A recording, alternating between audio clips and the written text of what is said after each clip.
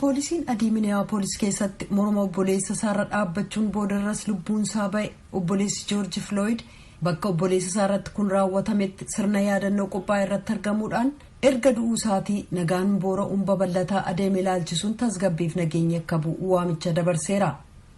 Let's switch it up, y'all. Let's switch it up. Do this peacefully. Please. Kottaa hundumti keenya kana ni jijjiirra maaloo nagaadhaan haa geggeessinu jedhe. Yakkiif loogii poolisiin kurna hedduu keessatti raawwate taansuudhaan magaalaaleen Yuunaayitid Isteetsi aariidhaan belbalaa innaa jiru kanatti hiriirtonni mormii gaaffiin isaan haqaaf gaafatan hookkaraan liqimfame yaaddoo jedhu dhageessisaa jiran. Was killed like an animal and we're tired. This is the norm. This is not something that's new. It's actually something that's been going on. It's been happening. And we're here just to say that we're tired of this. George Floyd akka horiitti ajjeefame. Kun nu nuffisiiseera. Kun waan baratame ta'eera. Kun waan haaraa miti waan raawwatamaa ture. Kan nuti as jirruuf kana dadhabneerra jechuuf jedhe. Hiriirri kun irra hedduunsaa nagaadhaan kan geggeeffame yoo ta'u lakkoofsi isaanis kanneen hookkara kaasuu barbaadan irra heddummaata. Haa ta'u malee mormiin geggeeffamu hangi tokko keessumaa erga aduun booda saamichaaf qabeenyaa mancaasuudhaan gara hookkaraatti jijjiirame. Garuu hiriirri mormii guutuu biyyattii keessatti nagaaf tokkummaadhaan geggeessamaa ture. Black people in this country have never had equal protection under the law. Never. When my adult children go out in the streets wearing a hoodie, I don't have any fear for them.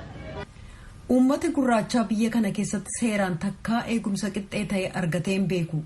Ijoolleen koo ga'eessota ta'an yoo shurraaba mataa isaanii haguugu uffatanii ba'an an sodaan qabu.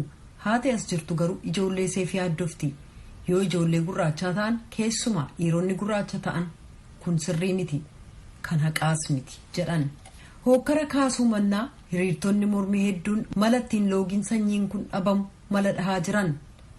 Ogeessa seeraa akka ta'an Maat Maanik Teeksaas irraa hiriirtota mormii hidhamaniif maallaqa tuun gaafatin tola dhaabataniif ilmi isaanii muuxannoo ofiisaa sochii kana deggeruuf akka itti gargaaramu barbaadu. If you look at the civil rights movement, people did for the movement what they had the best capacity to do. Some people were feeding everybody as they were planning the movement because yoo sochii mirga namaa laalte uummati sochii sana deggeruuf waan danda'an mara godhan. Namoonni kaan ennaa isaan sochii kana karoorsan nyaata dhiyeessaafii turan. Kaan immoo wangeela lallabaa turan. Namoonni kaan immoo waa hedduu godhaniiru. Akka ogeessa seeraatti kanan mirkaneeffachuu barbaadu. Guyyoonni koo ennaa xumuraman uummata gargaaruuf waan an danda'e hundumaa gochuu koo nan hubadha jedhan. Namoonni kaan immoo amantii isaaniitti cimanii jiru. Barreessituu akka ta'an Kiristiyaanaa Pokoswaa waldaan isaanii namoonni sanyii adda addaa miseensatti ta'an waa akka godhan gaafatan. As a believer, really grieves me the most is that in a nation that claims to be Christian, that these things really misrepresent God's character. Akka nama amanu tokkotti kan baay'ee na gaddisiisu biyya kiristaanaati jedhame kana keessatti amalli waaqayyo akka jal'ate mul'atu ta'e. Ijoollee dhiiraa gurraacha laman qabaa jalqaba kanan isaan barsiise waaqayyo murtii qajeelaa murteessuu isaati jedhan. Hiriirtonni hookkaraan ala sagalee isaanii dhageessisuu fedhan kaayyoo hiriira kanaa ibsuuf rakkataa jiran.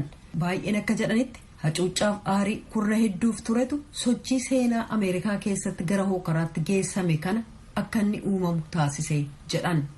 Dhimmoota hedduu kan waliigalaati. Dhimma caasaa barnootaa kan mana jireenyaa murtii haqaa yoo ta'an erga biyyattiin uumamtee qabee addaddummaa uummata gurraachaa jirutu kana fide. Dhimmootiin waliigalaa garuu furmaata argachuuf yeroo fudhata.